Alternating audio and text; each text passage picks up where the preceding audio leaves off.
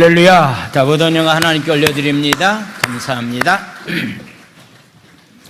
은혜 받을 하나님의 말씀은 마태복음 5장 7절에서부터 12절까지 말씀입니다. 마태복음 5장 7절에서 12절까지 말씀이 되겠습니다.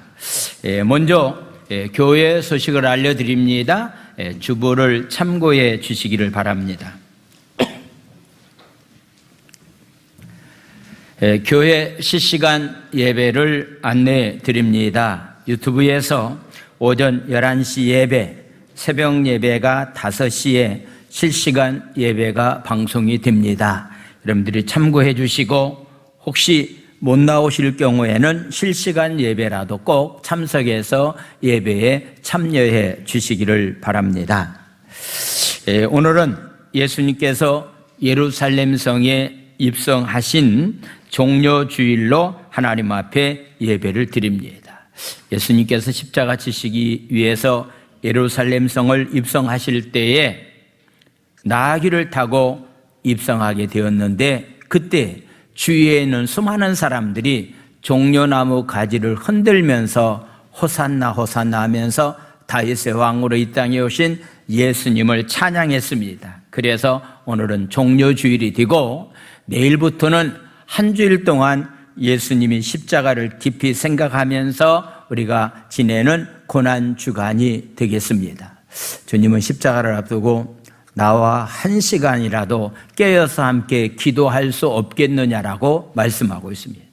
여러분들이 다른 때는 몰라도 다음 주부터 있을 고난주간만큼은 꼭 여러분들이 새벽에 다 나오셔서 주님의 고난에 동참하면서 기도할 수 있는 그런 귀한 시간이 되기를 원합니다. 4월 1일 날은 목요일날 아침 세족식이 있겠습니다.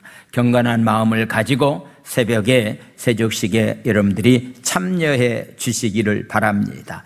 다음 주일은 부활주일로 하나님 앞에 예배를 드립니다. 여러분들에게 광고 드렸던 계란을 나눠주는 일은 우리 교인들끼리만 나누고 외부에 나가는 일은 코로나 때문에 이번에 하지 못하고 다음 기회에 하도록 그리하겠습니다. 부활주일이기 때문에 일반 헌금과는 다른 절규 헌금이기 때문에 여러분들이 마음껏 하나님을 사랑하는 마음을 가지고 헌금을 해 주시기 바랍니다. 오늘 또 말씀을 함께 나눌 텐데요, 국률이 여기는 사람이 복 있는 사람이다라고 하는 말씀도 있습니다. 특별히 저희 지방 안에 있는 서귀포에 있는 예일 순복음교회를 개척하고 있는 목사님 사모님이 태어날 때부터 이렇게 장애를 가지고서 이렇게 태어났는데 삶을 목회자 사모로서 일하기가 굉장히 힘든데 그래도 아주 열정을 가지고서요 매주일 빠지지 않고서 전도하다가 이번에 이렇게 넘어져서 다리가 완전히 골절되는 그런 상황 가운데 처해 있는 사모님이 계시기 때문에 우리가 이번 계기에 부활절 절기를 통해서 그를 도와야 되겠다라고 하는 그런 생각을 해보게 됩니다. 여러분들이 정성껏 부활절 헌금을 해주시면은 헌금 가운데서 일부를 우리가 이렇게 또 병원비로 쓸 수 있도록 도와주는 귀한 일을 하겠습니다. 그리 알아주시기 바랍니다. 봄맞이 교회 대청소 부활절 전도 계란 삶기가 4월 3일 날 토요일 날 부활절을 앞두고 해마다 우리가 대청소를 하고 있는데, 그때는 남자들도 좀 나와서 함께 주위 환경을 정리하는 일에 여러분들이 도와주시기를 바랍니다. 고난주간에 4월 1일서부터 우리가 3일까지 고난절 특별히 월상 예배가 있는데 이 예배에도 여러분들이 참석해서 함께 영광 돌릴 수 있도록 그리해 주시기를 바랍니다. 은혜 받을 하나님의 말씀은 마태복음 5장 7절에서부터 12절까지 말씀입니다. 우리 큰 소리로 제가 한 절 읽고 여러분들이 한 절 읽도록 그리하겠습니다. 국률이 여기는 사람은 복이 있나니 그들이 국률이 여김을 받을 것이며, 마음이 청결한 자는 복이 있나니 그들이 하나님을 볼 것이며, 화평케 하는 자는 복이 있나니 그들이 하나님의 아들이라 일컬음을 받을 것이며 의를 위하여 박해를 받는 자는 복이 있나니 천국이 그들의 것임이라. 나로 말미암아 너희를 욕하고 박해하고 거짓으로 너희를 거슬려 모든 악한 말을 할 때에는 너희에게 복이 있나니 기뻐하고 즐거워하라. 하늘에서 너희의 상이 크미니라. 너희 전에 있던 선자들도 이같이 박해하였느니라. 아멘. 이는 살아계신 하나님의 말씀입니다. 아멘. 자, 우리 합심 기도하는 시간을 갖겠습니다. 우리의 건강에 위협이 드는 이때를 통하여 우리의 영혼을 고치시고 돌보시는 하나님의 섬세한 역사하심을 경험하게 하소서. 속히 이 환난의 때가 지나갈 수 있도록 역사해 주시며 한국교회가 당하고 있는 시련 속에서 한국교회가 정결해지고 성숙하게 하소서. 하나님의 보호하심을 체험하는 대한민국이 되게 하시고 전염병 치료를 위해 헌신하는 모든 의료진들과 자원봉사자들을 축복하소서. 아멘. 할렐루야. 오늘은 종료주일로 하나님 앞에 예배를 드리고 있습니다. 특별히 종료주일을 통해서 우리에게 주는 교훈이 굉장히 많이 있는데 예수님께서 어린 나귀를 타고서 예루살렘에 입성하게 되었습니다.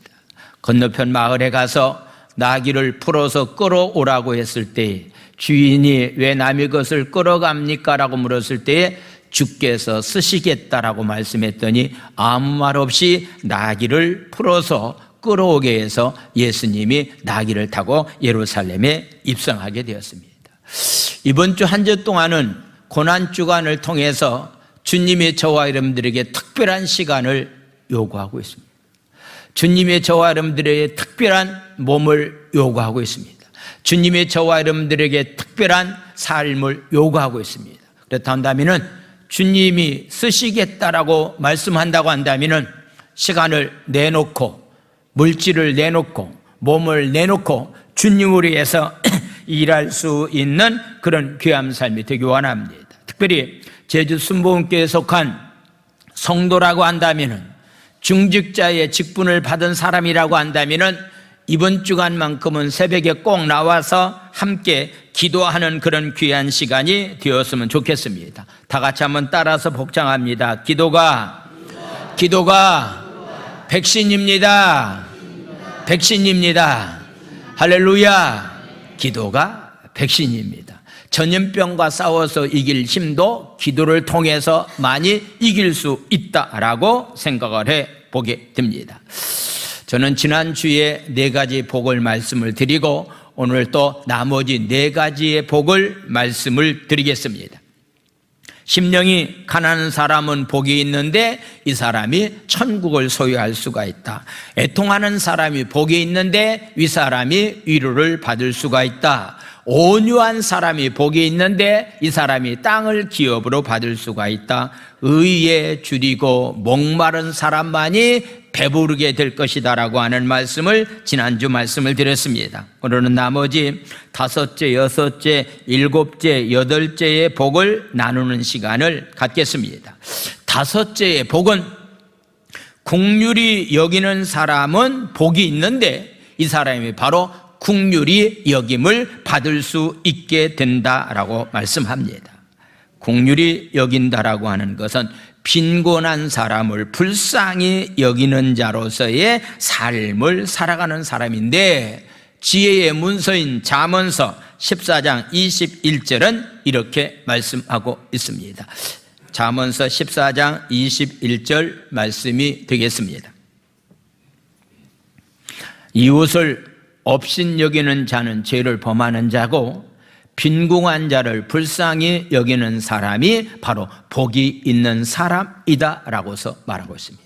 이웃을 업신여기고 무시하는 가운데서 가진 것이 없다고 해서 약하다고 해서 함부로 이웃을 대하는 사람에게는 하나님의 무서운 화가 임하지만은 빈궁한 가운데 힘들고 어려운 가운데 있는 사람들에게 깊은 관심을 가지고 그들을 도와주는 자로서의 삶을 살아가는 삶이 있다고 한다면 그런 사람이 바로 복받은 자의 삶이다라고 하는 그런 말씀.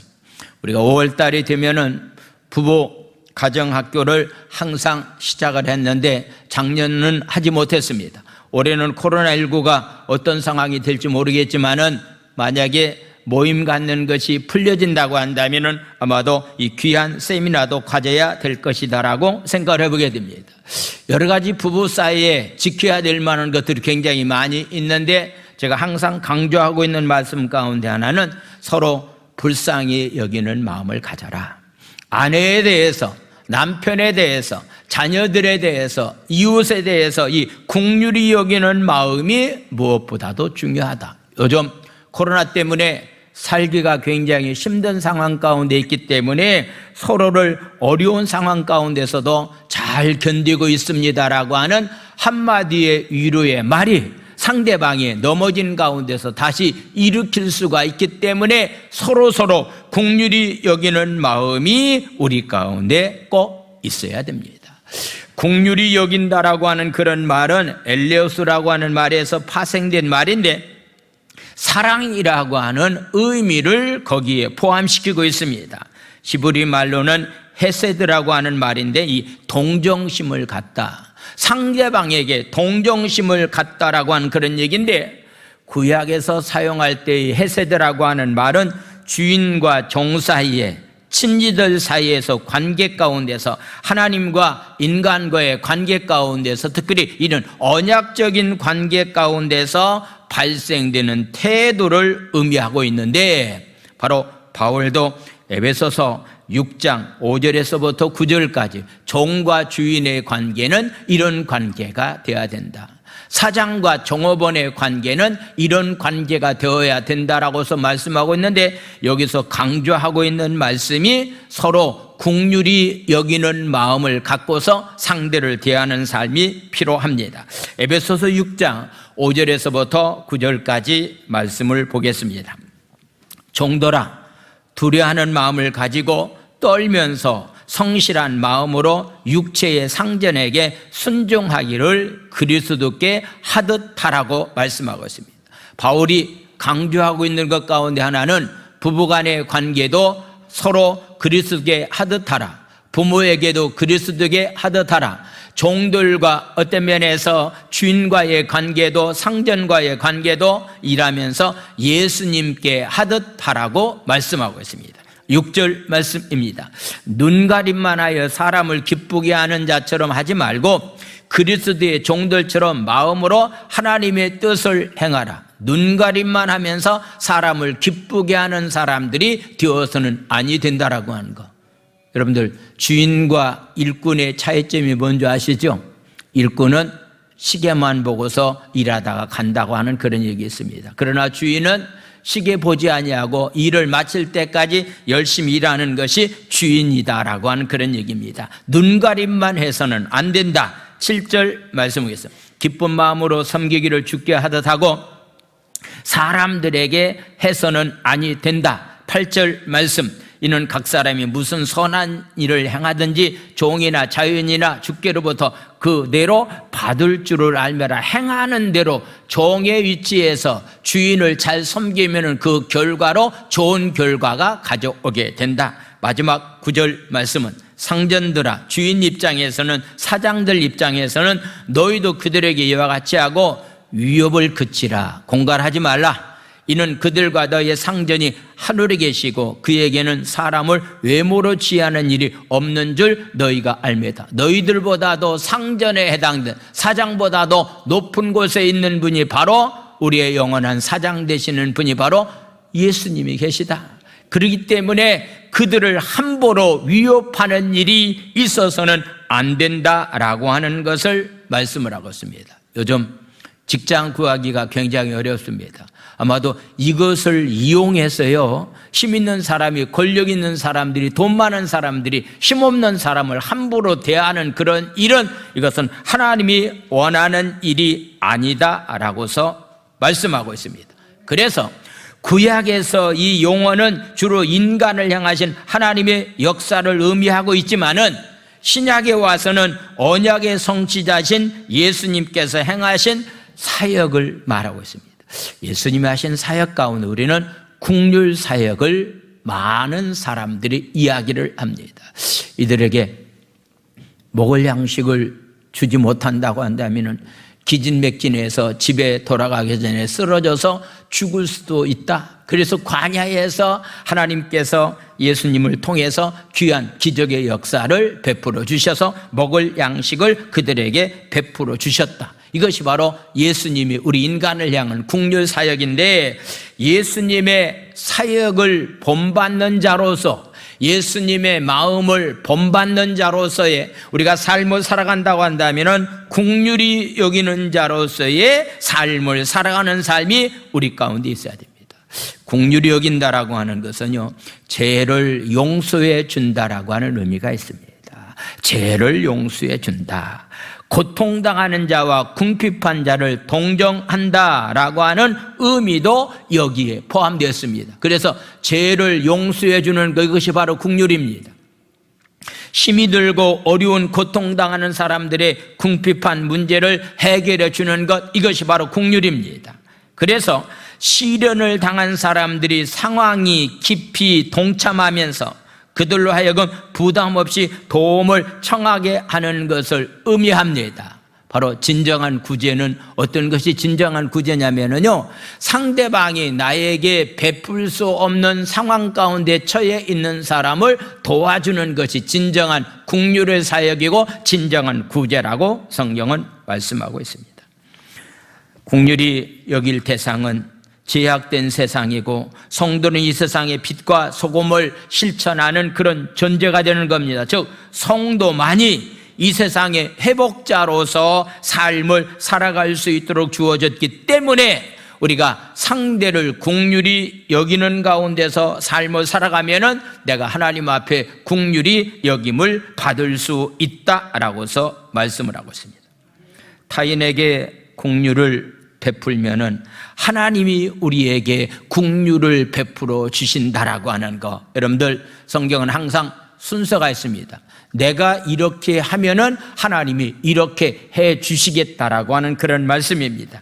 그래서 바로 마태복음 6장 14절에서부터 15절까지 말씀을 먼저 보겠습니다.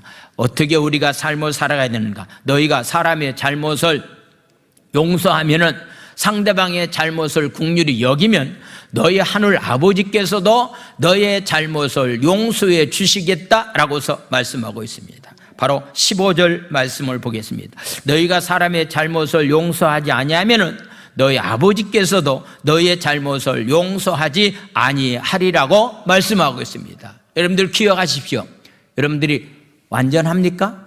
여러분들은 온전합니까? 여러분들은 죄를 짓지 않고서 삶을 살아갈 만한 능력이 있습니까? 아무도 없습니다. 우리는 연약해서 넘어지고 죄를 범할 때가 굉장히 많이 있습니다. 내가 다른 사람의 잘못을 용서해 주는 것은 내가 하나님께로부터 용서함을 받는 길이다라고 하는 것, 예수님이 제자들이 요구하는 주기도문을 가르쳐 주었을 때에 주기도문의 내용 가운데서도 6장 12절은 이렇게 말합니다. 6장 12절 말씀, 우리가 우리에게 죄 지은 자를 사하여 준 것 같이 우리 죄를 사하여 주시옵소서. 내가 다른 사람의 잘못을 불쌍히 여겨서 그 잘못을 용서해 줌으로 인해서 하나님 앞에 내 잘못을 용서해 달라고 기도해야만이 그 기도가 응답받을 수가 있다라고 하는 사실을 말씀하고 있습니다. 실로 국률은 소자에게 한 잔의 물을 대접하는 일상적인 사소한 일에서부터 이 세상에 제약된 세상과 투쟁하는 거대한 사역에 어떤 면에서 이르기까지 성도 안에서 일관된 태도, 작은 것부터 큰 것까지 일관된 태도를 갖는 것을 가리켜서 우리는 국률이 여기는 자의 삶이다라고서 말씀하고 있습니다. 그래서 국률을 받은 성도가 국률을 실천하면서 그 실천으로부터 다시 하나님께로부터 국률함을 받을 수 있다라고 하는 것, 이것을 순환론적이라고 얘기합니다. 순환론적. 순환이라고 하는 것은 돌아간다라고 하는 그런 얘기입니다. 피가 온몸에 잘 순환이 돼야 됩니다. 여러분 아시다시피 우리나라에서 제일 많이 죽는 사망률에 해당되는 병이 어떤 병입니까? 많은 사람들이 얘기하기를 암이라고 얘기하는데, 암 환자보다도 더 많은 사람들이 죽는 확률이 있는데, 그것이 바로 혈전이라고 하는 병이라. 혈전, 피가 통하지 않는다라고 하는 것, 피가 한 곳에 멈춰 있다라고 하는 것, 순환이 되지 않는다라면 혈액 문제 때문에 죽는 것이 다른 암병보다도 숫자가 더 많은 사망률 1위에 해당된다라고 하는 그런 말씀입니다. 우리 몸 안에 피가 순환돼야 됩니다. 내가 다른 사람에게 긍휼을 베풀어 줘야만이 주님으로부터 나도 긍휼함을 받아서 이런 순환적인 삶을 살아갈 수 있게 된다라고 하는 사실을 우리에게 말씀을 하고 있습니다. 심판대 앞에서 우리가 하나님께로부터의 긍휼이 여김이 우리에게 있어야 됩니다. 만약에 하나님께로부터 우리가 긍휼을 받지 못한다고 하면은 하나님 앞에 설 수 있는 사람은 한 사람도 없습니다. 행함을 강조했던 야고보 사도는 2장 13절에서 이렇게 긍휼에 관해서 말씀하고 있습니다. 야고보 2장 13절 말씀입니다. 긍휼을 행하지 아니하는 자에게는 긍휼이 없는 심판이 있다. 여러분들 기억하십시오. 다른 사람을 불쌍히 여기지 않는 가운데서 삶을 살아간다고 하면은 주님 앞에 서는 날 우리도 긍휼이 없는 심판을 받게 된다라고 하는 것. 긍휼은 심판을 이기고 자랑하느니라. 할렐루야. 긍휼은 심판을 이기게 됩니다. 주님 앞에 섰을 때 긍휼함을 입는 자로서의 삶을 살아갈 수가 있게 된다라고 하는 것. 그래서 긍휼이 여기는 사람이 바로 복 있는 사람이다. 왜냐하면 나도 주님 앞에 긍휼이 여김을 받을 수가 있다라고 말씀하고 있기 때문에 나는 절대로 죄를 범하지 않습니다. 나는 절대로 악에 가담하지 않는다라고서 만약에 그렇게 장담하는 사람이 있다고 한다면 긍휼이 여기지 않아도 됩니다. 그런데 우리는 다 긍휼이 여김을 받아야 될 만한 죄인이라고 하는 사실을 한순간도 잊지 않고서 이제부터 여러분들이 복받는 자로서의 삶을 살기를 원한다고 한다면은 긍휼이 여기는 자로서의 삶을 살아가는 사람들이 다 되기를 원합니다. 할렐루야. 여섯 번째 복은 마음이 청결한 사람이 바로 복 있는 사람이다. 바로 시편 기자는 여호와의 산에 오를 자가 과연 어떤 사람인가? 거룩한 여호와의 산에 오를 사람이 과연 어떤 사람인가라고 하는 것에 대해서 이렇게 말씀하고 있습니다. 시편 24편 3절에서부터 6절까지의 말씀을 보겠습니다. 어떤 사람이 여호와의 산에 오를 자가 누군가? 그의 거룩한 설 자가 누군가? 하나님과 함께 거룩한 산에 올라서 거기에서 설 사람이 과연 어떤 사람인가라고 한 그런 말씀입니다. 4절 말씀, 곧 손이 깨끗한 사람이 되어야 된다. 마음이 청결한 사람이 되어야 된다. 뜻을 허탄한 데 두지 아니하며 거짓 맹세하지 아니하는 사람이다라고 말하고 있습니다. 5절 말씀, 그는 여호와께 복을 받고 구원의 하나님께 의를 얻게 된다. 6절 말씀 다 같이 읽겠습니다. 이는 여호와를 찾는 족속이요 야곱의 하나님의 얼굴을 구하는 자로다 라고서 말하고 있습니다. 마음이 청결한 사람이 여호와의 산에 올라서 여호와 하나님과 함께 누리는 축복을 누리는 자로서의 삶을 살아가게 된다라고 하는 것. 우리가 보통 말하고 있는 마음은 카르디아라고 하는 헬라어인데 예수 믿는 사람들에게서 육체적으로는 신체의 중심 부분에 해당되는 기관이고 비유적인 면에서 말한다고 한다면 감정이나 사고의 중심에 해당되는 것이 바로 마음입니다. 어떤 사람을 하나님께서는 쓰시는가? 마음이 깨끗한 사람, 마음이 청결한 사람을 하나님은 쓰시는데 다윗을 왕으로 세울 때에 하나님께서 하신 말씀은 사무엘상 16장 6절에서부터 7절까지 말씀 보겠습니다. 사무엘상 16장 6절에서 7절, 그들이 오매 사무엘이 엘리압을 보고 제일 이세의 큰아들입니다. 마음에 이르기를 여호와의 기름 부을 자가 과연 주님 앞에 있다라고 생각을 했습니다. 7절 말씀을 보겠습니다. 여호와께서 사무엘에게 이르시되 그의 겉모습 용모와 키는 보지 말라. 내가 이미 그를 버렸다. 내가 보는 것은 사람과 같지 아니하니 사람은 외모를 보지만은 나 여호와는 중심을 보느니라. 할렐루야. 여기서 말하고 있는 중심, 이것이 바로 마음입니다. 하나님은 겉모습보다도 중심을 보시는 분이다 라고서 말씀하고 있습니다. 그래서 신약에서도 인간의 지정의의 근본 원천이 바로 마음이라고 말씀하고 있는 겁니다. 7장 21절에 나와 있는 말씀을 보겠습니다.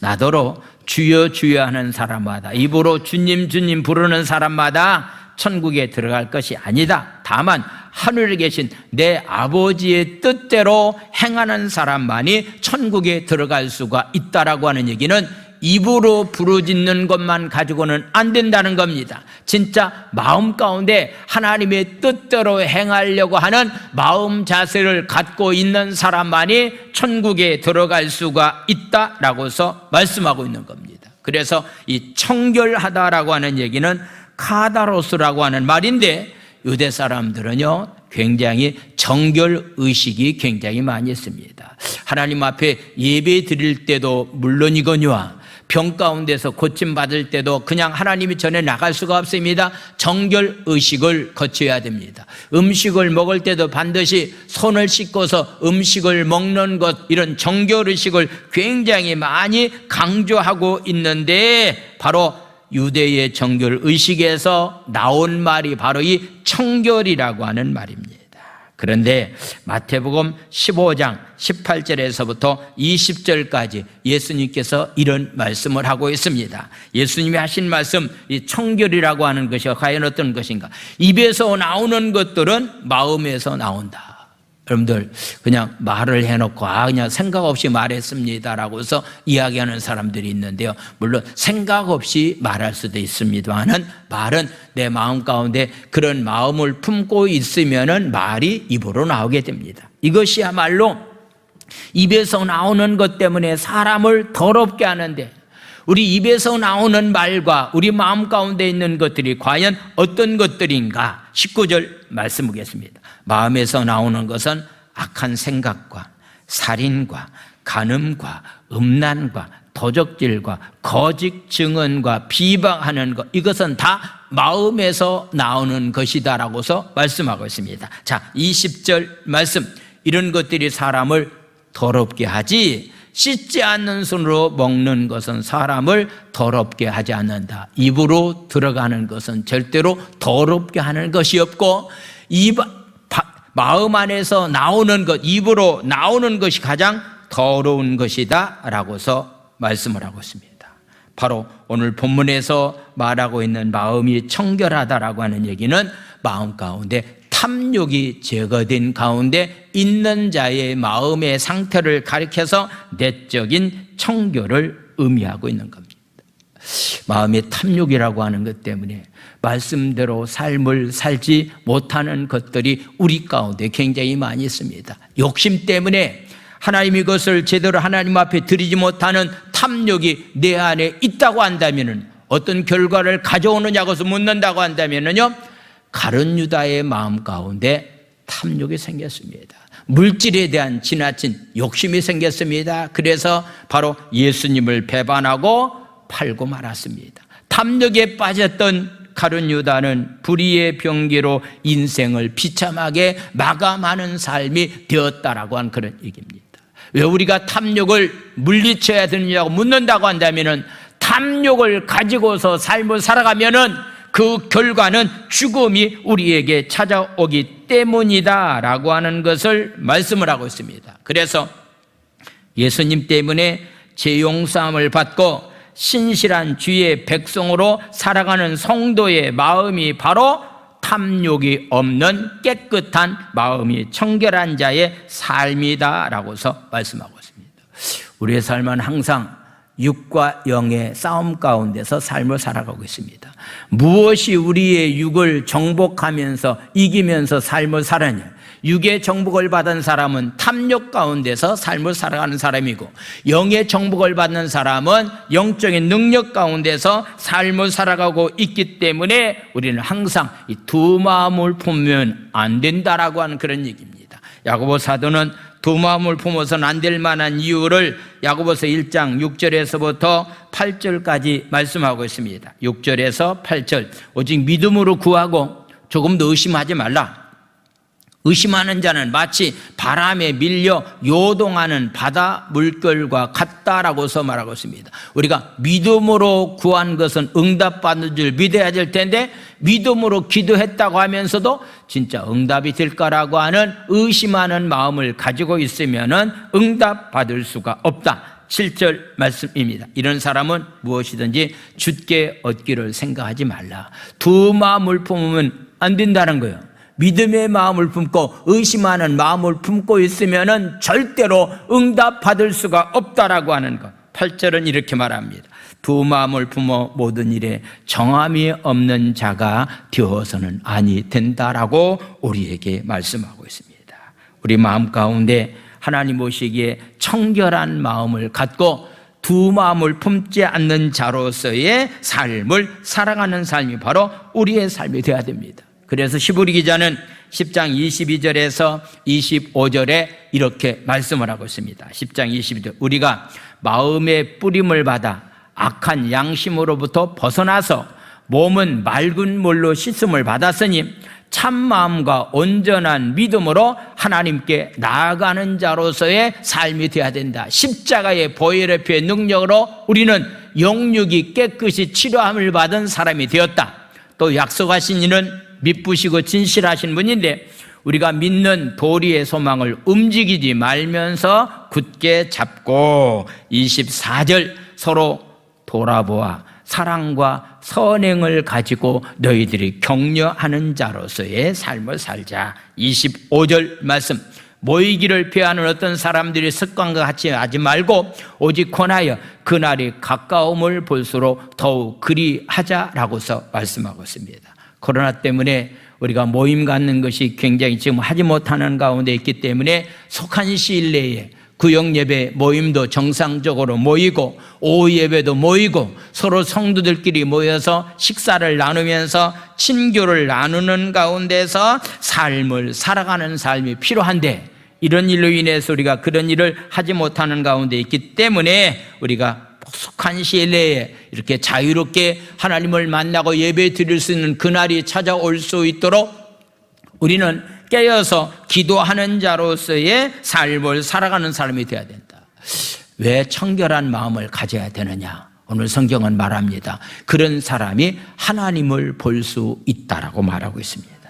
인간이 하나님을 본다라고 하는 것, 구약에서는요, 하나님을 보는 순간은 어떻게 했습니까? 하나님을 보는 순간에 다 죽었습니다. 바로 출애굽기 19장 21절, 십계명을 받으러 시내산에 올라갔던 모세를 향해서 하나님은 이렇게 말씀하고 있습니다. 출애굽기 19장 21절, 여호와께서 모세에게 이르시되 내려가서 백성들에게 경고하라.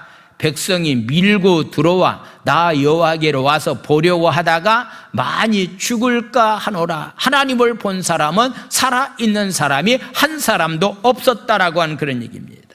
이는 제약된 인간이 하나님을 볼 수 없는 것을 말하고 있습니다. 그러므로 하나님을 본다라고 하는 것은요, 커다란 영적인 축복을 우리에게 말씀하고 있는데, 지금은 우리는 믿음의 눈을 가지고 하나님을 보게 되지만은 마지막 날에 가서는 주님을 만날 때는 직접 하나님을 눈으로 보고 만나는 그런 가운데서 우리는 삶을 살아갈 수 있게 되는데, 히브리서 12장 14절에서 히브리 기자는 우리에게 이런 말씀을 하고 있습니다. 히브리서 12장 14절 말씀, 모든 사람과 더불어서 화평함과 거룩함을 따르는 자로서의 삶을 살아라.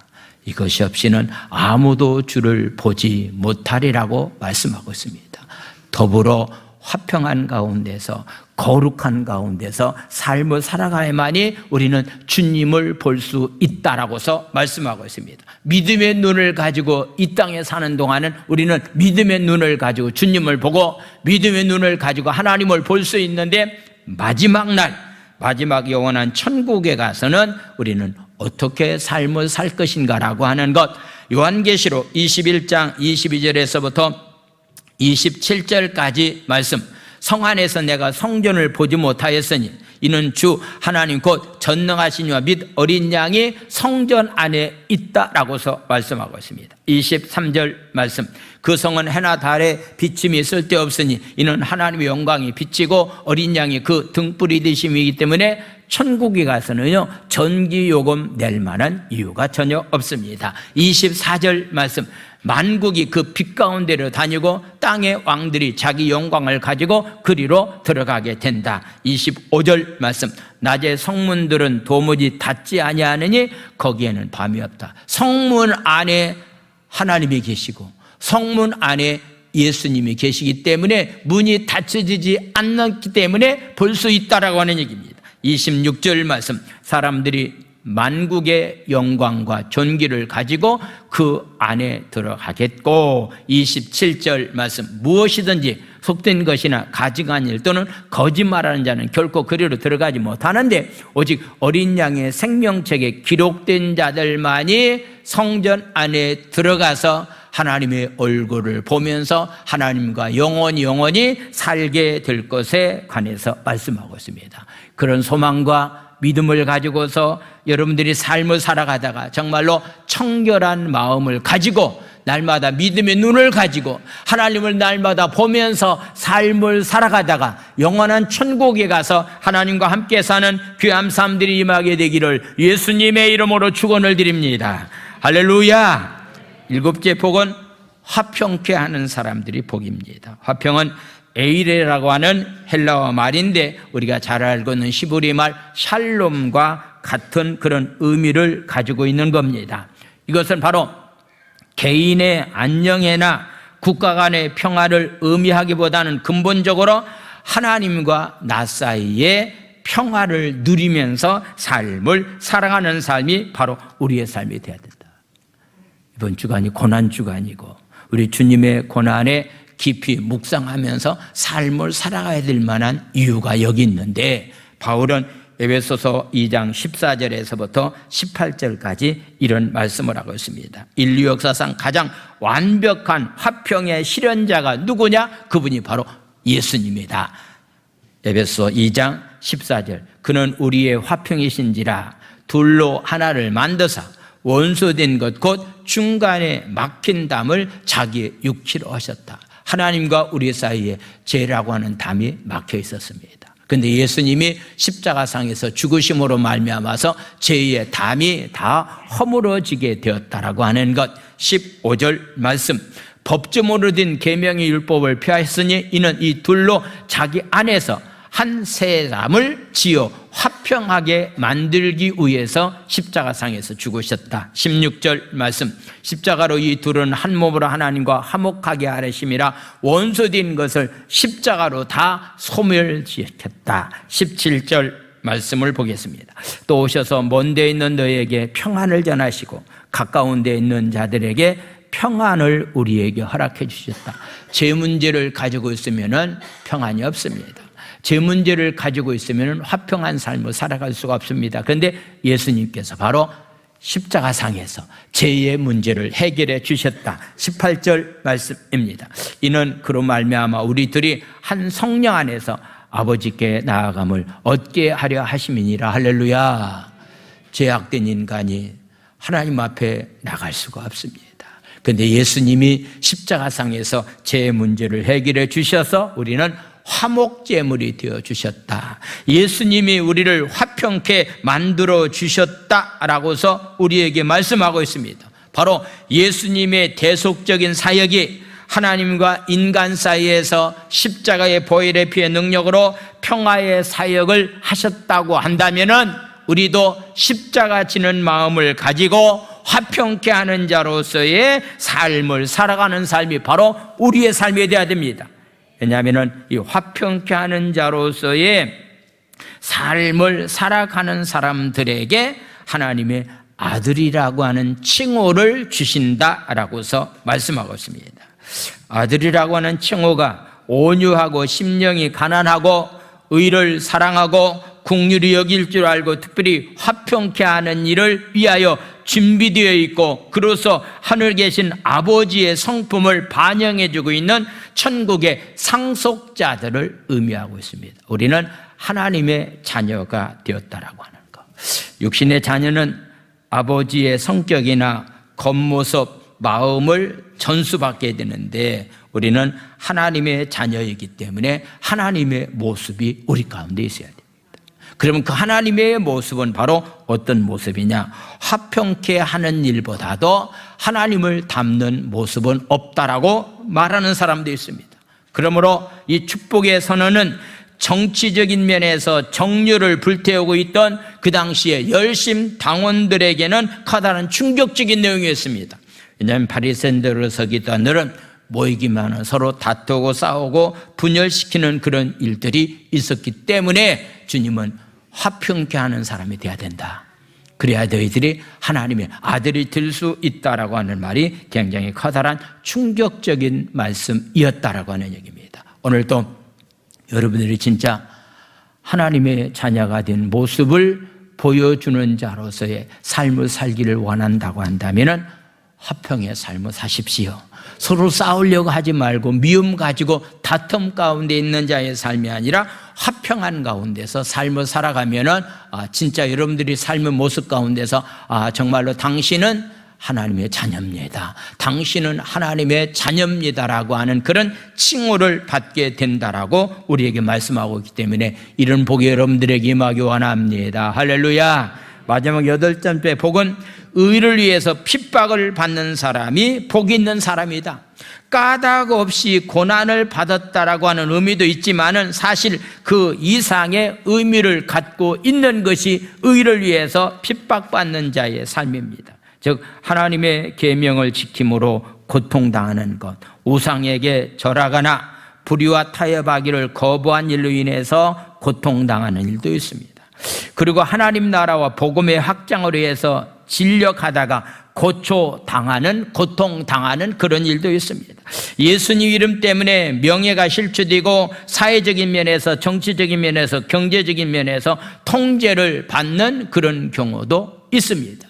아마 앞으로 가면 갈수록 기독교를 박해하는 그런 일들이 굉장히 많아질 것이라고 생각이 되어집니다. 이런 핍박이 우리 가운데 있을 때에도 의에 줄이고 긍휼히 여기는 것이 예수님의 제자가 되는 길이라고 한다면, 반대로 예수님의 제자가 되었다라고 하는 것은 복음 때문에 핍박받는 일이 내 삶 가운데 있다고 한다면 이것은 예수 믿는 제자의 삶을 지금 살아가고 있다라고서 말씀을 드릴 수가 있습니다.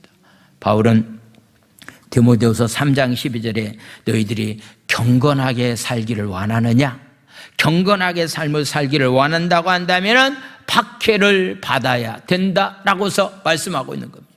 저와 여러분들은 좀 힘들고 어려우면은 그 길을 피하려고 하는 그런 경우들이 굉장히 많이 있는데 아닙니다. 적어도 우리가 하나님의 말씀 따라서 경건하게 삶을 살아가면은 반드시 거기에는 핍박이, 반드시 거기에는 박해가 우리 가운데 따라오기 때문에 이것을 당연히 여기면서 삶을 살아가는 삶이 되어야 됩니다. 왜냐하면 천국이 저희 것이 될 수가 있기 때문이다라고 말하고 있습니다. 팔복의 특징 가운데 하나 있다고 한다면요, 첫 번째 복이 심령이 가난하면은 천국이 저희 것이다. 마지막에 의를 위해서 핍박받고 고난받는 사람은 천국이 저희 것이다라고 말하고 있습니다. 천국에서 시작해서 천국으로 끝나는 것이 8가지의 복이라고 성경은 우리에게 말씀하고 있습니다. 그런 상황이 우리 가운데 왔을 때에 너희들은 기뻐해야 된다. 기뻐해야 된다라고서 말씀하고 있습니다. 기뻐한다라고 하는 말은 카이로라고 하는 말인데 마음으로부터 일어나는 좋은 감정, 벅찬 기쁨의 상태를 의미하고 있습니다. 즐거워한다라고 하는 것은 외부로부터 넘치는 기쁨, 억제할 수 있는 역동적인 그런 기쁨, 나 같은 죄인을 구원해 주셔서 하나님의 자녀로 삼아준 것도 너무 감사한데, 천국 백성이 된 것도 너무 감사한데, 이런 부족한 나에게 이런 귀한 사명을 주셔서 내가 그 일을 감당할 수 있게 했다라고 하는 것을 생각할 때마다 우리는 기쁨이 충만한 가운데서 삶을 살아갈 수 있게 됩니다. 할렐루야. 십자가는 혼자 가는 길입니다. 외롭습니다. 고독합니다. 도와줄 사람이 없습니다. 그러나 그게 바로 내 생명의 길이고 기쁨의 길이고 나를 살리는 길입니다. 할렐루야. 기도합니다. 이 시간에 말씀을 생각하시면서 우리가 오늘 5째, 6째, 7째, 8째의 복이 긍휼히 여기는 삶을 살아서 긍휼히 여김을 받고 마음이 청결한 자가 되어서 늘 믿음의 눈을 가지고 하나님을 보게 되는 삶, 화평한 자로서 삶을 살아서 하나님의 아들이 되는 축복, 의를 위해서 핍박을 받음으로 천국을 누리는 자로서의 삶을 살아가는 삶이 되기를 원합니다. 우리 주여 삼창한 다음에 우리 통성으로 부르짖어 기도합니다. 주여, 주여, 주여. 하나님 아버지 감사를 드립니다. 아버지, 긍휼히 여기는 삶을 살아서 주님께로부터 긍휼히 여김을 받는 자의 삶이 되기를 원합니다. 마음이 깨끗한 자로서의 삶을 살아가므로 믿음으로 하나님을 보게 도와주시옵시고, 화평케 하는 자로서의 삶을 살아가므로 진짜 하나님의 아들이고 예수 믿는 사람이라고 하는 것을 보여주는 자로서 하나님 삶을 살아가는 자들이 다 되기를 원합니다. 의를 위해서 핍박을 받는 사람이 천국이 저희 것이라고 말씀하고 있는데, 복음 때문에 모욕을 당하고 박해를 당하고 비방하는 일이 있다 할지라도 하나님 아버지여, 기뻐하면서 즐거워하는 자로서 하나님 삶을 살아갈 수 있는 은혜가 우리 가운데 하나님 충만해지기를 원합니다. 하나님의 은혜가 우리 가운데 충만히 임하여 주시옵소서. 할렐루야. 하나님 아버지를 찬양합니다.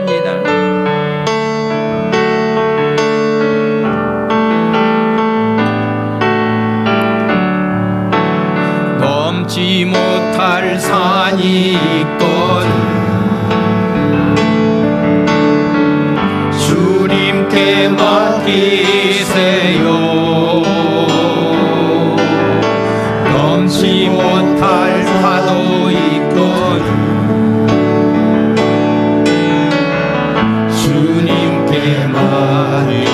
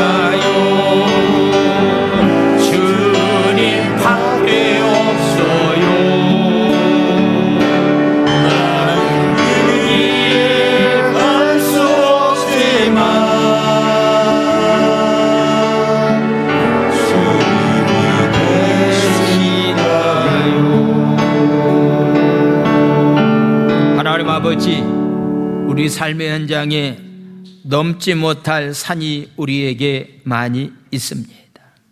참지 못할 분노가 우리에게 많이 있습니다. 그러나 하나님, 오늘 말씀을 통해서 주님이 우리에게 주시는 아버지 8가지의 복을 생각해 볼 때에 우리는 어떤 상황도 이 말씀을 가지고 극복해 나갈 수가 있다라고 하는 사실을 다시 한번 깨닫게 됩니다. 내가 긍휼히 여김을 받기 위해서 내가 다른 사람을 불쌍히 여기는 삶을 살게 도와주시고, 내가 마음이 깨끗함으로 말미암아서 믿음을 가지고 하나님을 날마다 만나고 보는 가운데서 삶을 살아가게 하나님 도와주시고, 진정 세상 가운데서 하나님의 자녀가 되었다라고 하는 것을 화평을 만들어가는 평화의 도구로서의 삶을 살아가다가 하나님의 아들이라고 하는 증거를 보여주는 자로서의 삶을 살기를 원합니다. 주님 때문에, 복음 때문에 핍박을 받는 사람들은 오히려 기뻐하고 즐거워하라고 말씀하고 있습니다. 하나님 아버지, 우리가 복음 때문에 힘들고 사역 때문에 어렵다 할지라도 기쁨이 충만한 가운데서 삶을 살아갈 수 있는 천국을 소유한 자의 삶이 다 되기를 원합니다. 오늘도 하나님, 주님 전에 나올 때 하나님 빈손으로 나오지 아니하고 정성껏 주님 앞에 하나님 귀한 예물을 드립니다. 시간을 드립니다. 몸을 드립니다. 아버지, 특별히 열의 하나를 구분해서 하나님 탐욕에 빠지지 아니하고 믿음을 가지고 오늘도 주님 전에 나와서 예물 드려오니 주여 축복하여 주시옵소서. 축복하여 주시옵소서. 하늘의 복과 땅의 복으로 기름진 것으로 채워주셔서 이 땅에 사는 동안에 아버지 하나님, 물질로 인해서 이 땅에 사는 동안에 하나님 여러 가지 부족 때문에 고통당하는 일이 없도록 주님이 우리의 삶을 책임져 주시고 인도해 주시옵소서. 육신의 약함 때문에 오늘도 주님 전을 찾지 못하는 자들, 실시간 예배를 드리고 있는 줄 압니다. 있는 장소에서 주께서 함께하여 주시고 치료의 광선을 발하여 주시옵소서. 오늘 또 하나님 귀한 말씀을 통해서 하나님 마음에 부딪힘이 있는 사람들 회개함으로 인해서 하나님 하나님이 주시는 축복을 미루지 아니하고 그 축복 가운데서 삶을 살아갈 수 있도록 복 내려 주시옵소서. 예수님의 이름으로 감사하며 축복 기도 드려옵나이다. 아멘.